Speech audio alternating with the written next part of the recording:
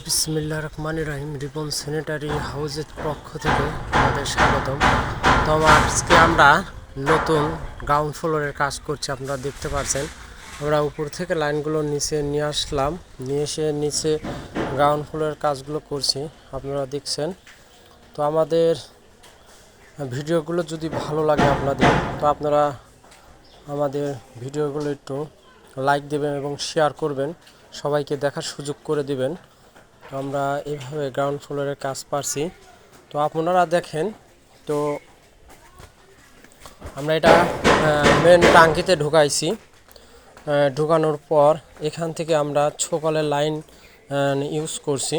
তো এটা হচ্ছে আপনাদের পানির টাঙ্কি বা ছোকয়েল।